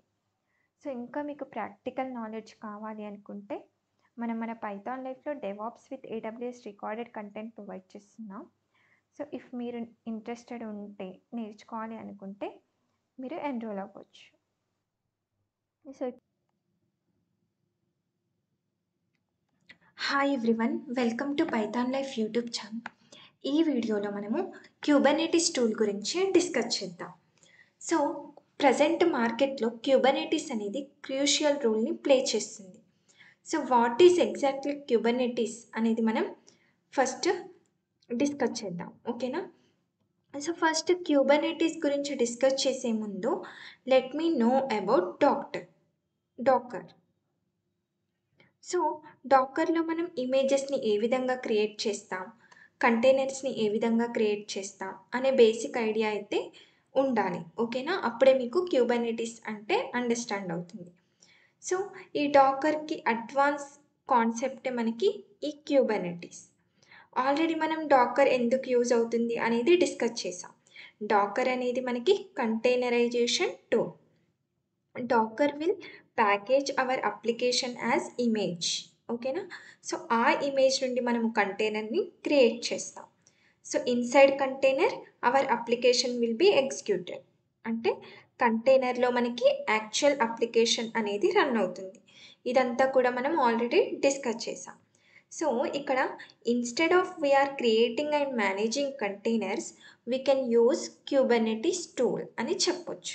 ఓకేనా, ఇక్కడ మనం కంటైనర్స్ని క్రియేట్ చేయడానికి, మేనేజ్ చేయడానికి ఇన్స్టెడ్ ఆఫ్ డాకర్ మనం ఈ క్యూబర్నెటిస్ టూల్ని అయితే యూజ్ చేస్తాం. ఇక్కడ కొన్ని పాయింట్స్ ఉన్నాయి. ఫస్ట్ ఇప్పుడు మనం వీటి గురించి డిస్కస్ చేద్దాం. ఇక్కడ పాయింట్స్ చూడండి. K8s is N orchestration engine అని అంటున్నాం. It will manage containers. ఓకేనా, ఈ క్యూబర్నెటిస్ని మనము ఆర్కెస్ట్రేషన్ టూల్గా కాల్ చేస్తాం. ఓకేనా, సో ఇదేం చేస్తుంది, కంటైనర్స్ని మేనేజ్ చేస్తుంది. సో మనము డాకర్ స్వామ్ కాన్సెప్ట్ ఉంది మనకి. ఓకేనా, ఇక్కడ మీరు చూస్తే డయాగ్రామ్ ఉంది. సో డాకర్ స్వామ్ అనేది మనకి మాస్టర్ నోడ్ అండ్ వర్కర్ నోడ్స్గా ఉంటుంది కదా. సో ఇది మనకి మాస్టర్ నోడ్ అండ్ ఇవి వచ్చేసి మనకి వర్కర్ నోడ్స్. ఎవ్రీ మషిన్లో కూడా మనకి డాకర్ ఇంజన్ అనేది యూజ్ చేయాల్సి వస్తుంది. So Dakar engine is mandatory అని చెప్పొచ్చు. Docker Swarm is a cluster combination. That means combination of master node and worker nodes. So ఇప్పుడు ನಾವು క్యూబర్నెటిస్ గురించి అండర్స్టాండ్ చేసుకోవడానికి ట్రై చేద్దాం. ఓకే, ఇక్కడ చూడండి, నేను మీకు ఫస్ట్ పాయింట్ చెప్పాను కదా, K8s is N orchestration tool. ఈ క్యూబర్నెటిస్ని మనము ఆర్కెస్ట్రేషన్ టూల్గా కాల్ చేస్తున్నాము. ఈ ఆర్కెస్ట్రేషన్ ఇంజన్ ద్వారా మనం ఏం చేస్తున్నాం, కంటైనర్స్ని మేనేజ్ చేస్తున్నాం. ఓకేనా. అండ్ నెక్స్ట్ పాయింట్ ఏముంది, Kubernetes is simply called as K8s అని అంటున్నాం. ఓకేనా. అంటే మనం దీన్ని సింపుల్గా K8sగా కాల్ చేస్తున్నాం. ఇక్కడ మీరు అబ్జర్వ్ చేసినట్టయితే క్యూబర్నెటిస్లో K అండ్ Sకి మిడిల్లో మనకి 8 లెటర్స్ ఉన్నాయి. సో దట్స్ వై మనం దీన్ని సింపుల్గా K8sగా కాల్ చేస్తాం. ఓకేనా. అండ్ థర్డ్ పాయింట్ చూడండి, K8s is an open source platform అంటున్నాం. ఓకేనా. సో ఇది కూడా మనకి open source platform. And next one, used to manage containerized applications. ఈ క్యూబర్నెటిస్ అనేది ఎందుకు యూజ్ అవుతుంది, it is used to manage containerized applications. ఓకేనా. సో ఇక్కడ మేనేజ్ అంటే ఏంటి, మేనేజ్ నథింగ్ బట్ ఇక్కడ కంటైనర్స్ని క్రియేట్ చేయడం కావచ్చు. ఓకేనా. కంటైనర్స్ని రీక్రియేట్ చేయడం, మాడిఫై చేయడం, అండ్ నెక్స్ట్ డిలీట్ చేయడము, స్కేలప్ చేయడం ఆర్ స్కేల్ డౌన్ చేయడం. అంటే కంటైనర్స్ని బేస్డ్ ఆన్ అప్లికేషన్ని బేస్ చేసుకొని కంటైనర్స్ని ఇంక్రీజ్ చేయొచ్చు అండ్ డిక్రీజ్ చేయొచ్చు.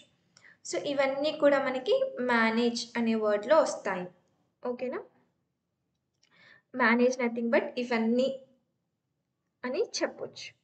ఓకేనా. అయితే మనం కంటైనర్స్ని రీక్రియేట్ చేయాలన్నా, డిలీట్ చేయాలన్నా, స్కేలప్ చేయాలన్నా ఆర్ స్కేల్ డౌన్ చేయాలి అన్నా కూడా మనం ఈ క్యూబర్నెటిస్ టూల్ని అయితే యూస్ చేస్తాం. అండ్ నెక్స్ట్ చూడండి, ఈ క్యూబర్నెటిస్ అనేది మనకి గో లాంగ్వేజ్లో డెవలప్ అయింది, గూగుల్లో డెవలప్ అయింది. ఓకేనా, గో లాంగ్వేజ్ ద్వారా. అండ్ నెక్స్ట్ పాయింట్ చూడండి, Google donated K8s to CNCF in 2014. అంటే ఈ గూగుల్ వాళ్ళు ఈ క్యూబర్నెటిస్ని CNCF వాళ్ళకి డొనేట్ చేశారు. ఓకేనా, క్లౌడ్ ఫౌండేషన్ వాళ్ళకి డొనేట్ చేశారు 2014లో. సో ఇప్పుడు మనకి ప్రజెంట్ ఈ CNCF వాళ్ళే మనకి ఈ క్యూబర్నెటిస్ని మెయింటైన్ చేస్తున్నారు. ఈ క్లౌడ్ ఫౌండేషన్ వాళ్ళే మనకి ఈ క్యూబర్నెటిస్ని మెయింటైన్ చేస్తున్నారు. ఓకేనా. అండ్ మనకి మార్కెట్లో different type of orchestration tools అయితే అవైలబుల్గా ఉన్నాయి. K8s అని, OpenShift and Docker Swarm. ఓకేనా. సో ఈ Kubernetes is a replacement of Docker Swarm. So Docker స్వామ్కి అడ్వాన్స్డ్ వర్షనే ఈ క్యూబర్నెటిస్ అని చెప్పొచ్చు. ఓకేనా. సో ఇవి మనకి బేసిక్ పాయింట్స్. సో నెక్స్ట్ మనము క్యూబర్నెటిస్ అండ్ డాకర్ స్వామ్కి కీ డిఫరెన్సెస్ అయితే చూద్దాం. ఓకేనా. సో ఫస్ట్ పాయింట్ నేను మీకు జస్ట్ సింపుల్గా పాయింట్స్ చెప్పేస్తున్నాను. ఇక్కడ డాకర్ స్వామ్లో మనకి ఎటువంటి ఆటో స్కేలింగ్ మెకానిజం అయితే ఉండదు, బట్ కేఎస్లో మనకి క్యూబర్నెటిస్లో మనకి ఆటో స్కేలింగ్ ఫీచర్ అయితే ఉంటుంది. అండ్ నెక్స్ట్ పాయింట్ వచ్చేసి డాకర్ స్వామ్లో క్లస్టర్ని మనం ఈజీగా సెటప్ చేయొచ్చు, బట్ క్యూబర్నెటిస్లో మనకి లిటిల్ బిట్ డిఫికల్ట్ అని చెప్పొచ్చు. ఓకేనా. సెటప్ చేయడం అనేది, క్లస్టర్ సెటప్ అనేది డిఫికల్ట్ కంపేర్ టు డాకర్ స్వామ్తో కంపేర్ చేస్తే మనకి క్యూబర్నెటిస్ సెటప్ అనేది కొంచెం డిఫికల్ట్గా ఉంటుంది. సో ఇవి టూ కూడా మనకి కీ డిఫరెన్సెస్. ఓకేనా. ఫస్ట్ వన్ ఏంటి, ఆటో స్కేలింగ్ మెకానిజం అనేది డాకర్ స్వామ్లో ఉండదు, బట్ K8sలో మనకి ఆటో స్కేలింగ్ ఫీచర్ అయితే ఉంటుంది. అండ్ నెక్స్ట్ డాకర్ స్వామ్లో మనకి క్లస్టర్ సెటప్ అనేది ఈజీగా ఉంటుంది, బట్ క్యూబర్నెటిస్లో మనకి లిటిల్ బిట్ డిఫికల్ట్ అని చెప్పొచ్చు. సో ఇవి మనకి కీ డిఫరెన్సెస్. నౌ మనము క్యూబర్నెటిస్ ఆర్కిటెక్చర్ గురించి కూడా తెలుసుకుందాం. ఓకేనా. సో ఇది మనకి క్యూబర్నెటిస్ ఆర్కిటెక్చర్. సో ఇక్కడ మీరు డయాగ్రామ్ అబ్జర్వ్ చేసినట్టయితే మనకి ఇక్కడ యూజర్ ఇంటర్ఫేస్ ఉంది. And next Kubernetes master or control plane అని కూడా అంటాం. ఓకేనా. క్యూబర్నెటిస్ మాస్టర్ని మనము కంట్రోల్ ప్లేన్ అని కూడా అనొచ్చు. అండ్ నెక్స్ట్ వర్కర్ నోడ్ కాంబినేషన్లో ఉంది టోటల్ ఇది. ఓకేనా. Kubernetes master or control plane and worker node కాంబినేషన్లో ఈ క్యూబర్నెటిస్ ఆర్కిటెక్చర్ ఉంది. సో క్యూబర్నెటిస్ని మనం క్లస్టర్ కాంబినేషన్గా కాల్ చేస్తాం. Cluster combination nothing but cluster is a group of servers అని చెప్పొచ్చు, like master and worker node combination. ఓకేనా. సో ఇక్కడ మనము క్యూబర్నెటిస్ మాస్టర్ ఉంది కదా, సో ఫస్ట్ మనం దీని గురించి డిస్కస్ చేద్దాం. దీంట్లో మనకి 4 కాంపోనెంట్స్ ఉన్నాయి కదా, API server, scheduler, control manager and ETCD. ఈ 4 కాంపోనెంట్స్ గురించి ఫస్ట్ మనం డిస్కస్ చేద్దాం. ఓకేనా? సో నేను ఇక్కడ క్యూబర్నెటిస్ మాస్టర్ని కంట్రోల్ ప్లేన్ అంటే మీరు కన్ఫ్యూజ్ అవ్వకండి. ఓకేనా? సో ఇది మనకి మాస్టర్ నోడ్గా కాల్ చేస్తున్నాం అండ్ ఈ వర్కర్ నోడ్స్ని మనం స్లేవ్ నోడ్స్గా కాల్ చేస్తాం. సో ఫస్ట్ మనము ఈ కాంపోనెంట్స్ గురించి తెలుసుకుందాం. ఓకేనా? ఇక్కడ చూడండి, ఫస్ట్ మనకి ఇక్కడ ఏముంది, ఏపీఐ సర్వర్. ఓకేనా? సో ఇక్కడ ఏపీఐ సర్వర్ చూసినట్టయితే ఇక్కడ ఏమంటున్నాం, ఈ ఏపీఐ సర్వర్ కాంపోనెంట్ యొక్క రెస్పాన్సిబిలిటీ ఏంటి, it is responsible to handle incoming request of control plane. ఓకేనా? Control plane nothing but Kubernetes master. So దీని మెయిన్ ఫంక్షనాలిటీ ఏంటంటే ఈ మాస్టర్ నోడ్లో ఇన్కమింగ్ రిక్వెస్ట్ని ఏపీఐ సర్వర్ ద్వారా మేనేజ్ చేస్తాం. ఓకేనా? ఇక్కడ మాస్టర్ నోడ్లో మనకి యూజర్ నుండి వచ్చే ఇన్కమింగ్ రిక్వెస్ట్ ఏదైతే ఉంటుందో అది మనము ఏపీఐ సర్వర్ ద్వారా మేనేజ్ చేస్తాం. మనం క్యూబర్నెటిస్తో ఇంటరాక్ట్ అవ్వాలి అంటే మనం ఏపీఐ సర్వర్ ద్వారా మాత్రమే ఇంటరాక్ట్ అవుతాం. ఓకేనా? చూడండి, యూజర్ ఇంటర్ఫేస్ క్యూబ్సిటియన్ అంటాం, అంటే కమాండ్ లైన్ ఇంటర్ఫేస్. ఓకేనా? క్యూబర్నెటిస్ యొక్క command line interface kubectl. So user ఎప్పుడైతే ఇంటరాక్ట్ అవుతున్నాడో, ఎప్పుడైతే యూజర్ నుండి రిక్వెస్ట్ వస్తుందో ఆ రిక్వెస్ట్ని ఎవరు హ్యాండిల్ చేస్తారు, ఇక్కడ ఏపీఐ సర్వర్ అనేది హ్యాండిల్ చేస్తుంది. అండ్ నెక్స్ట్ ఈటీసీడీ కాంపోనెంట్ గురించి తెలుసుకుందాం. ఇక్కడ చూడండి, internal database used by the API server అని అంటున్నాం. ఓకేనా? క్యూబర్నెటిస్లో ఈటీసీడీ కాంపోనెంట్ అనేది ఇంటర్నల్ డేటాబేస్ కాంపోనెంట్. ఇక్కడ ఏం జరుగుతుంది అంటే ఇక్కడ ఏపీఐ సర్వర్ ద్వారా ఇన్కమింగ్ రిక్వెస్ట్ ఏదైతే వస్తుందో అది మనకి ఈటీసీడీ కాంపోనెంట్ ద్వారా ఇంటర్నల్ డేటాబేస్లో స్టోర్ అవుతుంది. ఓకేనా? యూజర్ నుండి రిక్వెస్ట్ వస్తే ఆ request information are task information మనకి ఈ ఈటీసీడీ డేటాబేస్లో స్టోర్ అవుతుంది. ఫస్ట్ ఏంటి, యూజర్ నుండి రిక్వెస్ట్ వస్తే ఆ రిక్వెస్ట్ని ఎవరు హ్యాండిల్ చేస్తారు, ఏపీఐ సర్వర్. ఆ ఏపీఐ సర్వర్ ద్వారా నెక్స్ట్ ఏపీఐ సర్వర్ నుండి ఇప్పుడు యూజర్ ఏదైతే రిక్వెస్ట్ చేశారో ఆ రిక్వెస్ట్ ఇన్ఫర్మేషన్ ఆర్ ఆ టాస్క్ ఇన్ఫర్మేషన్ ఎక్కడ స్టోర్ అవుతుంది, ఈటీసీడీ డేటాబేస్లో స్టోర్ అవుతుంది. నెక్స్ట్ మనకి షెడ్యూలర్ ఉంది. ఓకేనా? సో షెడ్యూలర్ చూడండి, it is responsible to schedule pending task available in ETCD. దీని రెస్పాన్సిబిలిటీ ఏంటంటే ఇప్పుడు ఇక్కడ ఇంటర్నల్ డేటాబేస్లో పెండింగ్ టాస్క్లు ఏవైతే అవైలబుల్గా ఉన్నాయో ఆ పెండింగ్ టాస్క్ని ఎగ్జిక్యూషన్కి పంపించే రెస్పాన్సిబిలిటీ ఈ షెడ్యూలర్ది. ఓకేనా? ఏ వర్కర్ నోడ్ టాస్క్ని అంటే ఇప్పుడు ఏ వర్కర్ నోడ్ ఏ టాస్క్ని ఎగ్జిక్యూట్ చేయాలి అనేది మనకి షెడ్యూలర్ అయితే డిసైడ్ చేస్తుంది. ఓకేనా? టాస్క్ని అసైన్ చేయాలంటే ఇక్కడ మనకి క్యూబ్లెట్ అనేది అయితే ఉంటుంది. సో ఈ క్యూబ్లెట్ని యూజ్ చేసుకొని ఇది వర్కర్ నోడ్స్తో కమ్యూనికేట్ అవుతుంది. ఓకేనా? కమ్యూనికేట్ అయ్యి సో నేను ఇప్పుడు ఈటీసీడీలో మనకి పెండింగ్ టాస్క్లు ఏవైతే ఉన్నాయో ఆ టాస్క్ని ఏ వర్కర్ నోడ్కి అసైన్ చేయాలి అనేది క్యూబ్లెట్ ద్వారా కమ్యూనికేట్ అయ్యి ఆ టాస్క్ని అసైన్ చేస్తుంది. ఓకేనా? సో క్యూబ్లెట్ని మనము వర్కర్ నోడ్ ఏజెంట్గా కాల్ చేస్తాం. ఎవ్రీ వర్కర్ నోడ్లో మనకి క్యూబ్లెట్ అయితే ఉంటుంది. సో ఈ క్యూబ్లెట్ అనేది టోటల్ వర్కర్ నోడ్ యొక్క ఇన్ఫర్మేషన్ని కలిగి ఉంటుంది. ఓకేనా? టోటల్ వర్కర్ నోడ్ యొక్క ఇన్ఫర్మేషన్ని ఈ క్యూబ్లెట్ మెయింటైన్ చేస్తుంది. సో ఇప్పటివరకు మనం 3 కాంపోనెంట్స్ గురించి తెలుసుకున్నాం. నెక్స్ట్ చూడండి, కంట్రోలర్ మేనేజర్. ఓకేనా? సో ఇక్కడ షెడ్యూలర్ దీని యొక్క రెస్పాన్సిబిలిటీ ఏంటంటే కంట్రోలర్ మేనేజర్ది ఇక్కడ షెడ్యూలర్ వర్క్ని అలొకేట్ చేస్తుంది కదా, బట్ ఆఫ్టర్ దట్ అలొకేట్ చేశాక ఆ టాస్క్ని ఎగ్జిక్యూట్ చేసే రెస్పాన్సిబిలిటీ ఈ కంట్రోల్ మేనేజర్ది. ఓకేనా? సో సింపుల్గా చెప్పాలంటే it will manage the task execution అని చెప్పొచ్చు. ఇక్కడ చూడండి, control manager it will manage the task execution. So API server అనేది మనకి యూజర్ నుండి వచ్చే ఇన్కమింగ్ రిక్వెస్ట్ని హ్యాండిల్ చేస్తుంది. నెక్స్ట్ ఆ రిక్వెస్ట్ యొక్క ఇన్ఫర్మేషన్ని ఈటీసీడీ ద్వారా ఈటీసీడీ డేటాబేస్లో స్టోర్ అవుతుంది. నెక్స్ట్ ఆ ఈటీసీడీ డేటాబేస్లో స్టోర్ అయిన పెండింగ్ టాస్క్ని ఏ వర్కర్ నోడ్కి అసైన్ చేయాలి అనేది షెడ్యూలర్ డిసైడ్ చేస్తుంది. నెక్స్ట్ అసైన్ చేయడం వరకు షెడ్యూలర్ యొక్క రెస్పాన్సిబిలిటీ. నెక్స్ట్ ఆ చేసిన టాస్కుల్ని ఎగ్జిక్యూట్ చేయడం అనేది కంట్రోలర్ మేనేజర్ యొక్క రెస్పాన్సిబిలిటీ. సో ఇవి మనకి 4 కాంపోనెంట్స్. అండ్ నెక్స్ట్ మనకి ఏమున్నాయి, వర్కర్ నోడ్స్‌లో పాడ్ ఉంది, క్యూబ్ ప్రాక్సీ, కంటైనర్. ఓకేనా, ఈ 3 కాంపోనెంట్స్ అయితే ఉన్నాయి. సో ఇక్కడ క్యూబ్ ప్రాక్సీ అంటే ఏంటి అంటే, క్యూబ్ ప్రాక్సీ అనేది మనకి క్లస్టర్ కమ్యూనికేషన్ పర్పస్ నెట్వర్క్ని ప్రొవైడ్ చేస్తుంది అని చెప్పొచ్చు. So cluster communication nothing but ఏంటి, మాస్టర్ నోడ్ అండ్ స్లేవ్ నోడ్కి ఇన్ బిట్వీన్ కమ్యూనికేషన్ని మెయింటైన్ చేయాలి అంటే మనకి నెట్వర్క్ కావాలి కదా. సో ఆ నెట్వర్క్ని మనకి ఈ క్యూబ్ ప్రాక్సీ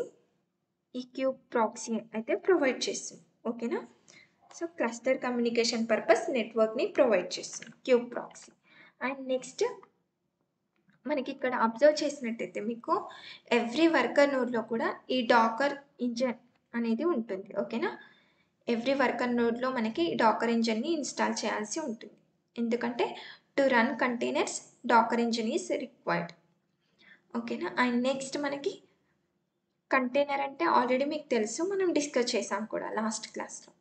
అండ్ నెక్స్ట్ పాడ్ అంటే nothing but collection of containers అని చెప్పొచ్చు. ఓకేనా, కలెక్షన్ ఆఫ్ కంటైనర్స్ని మనము వన్ పాడ్గా కాల్ చేస్తాం.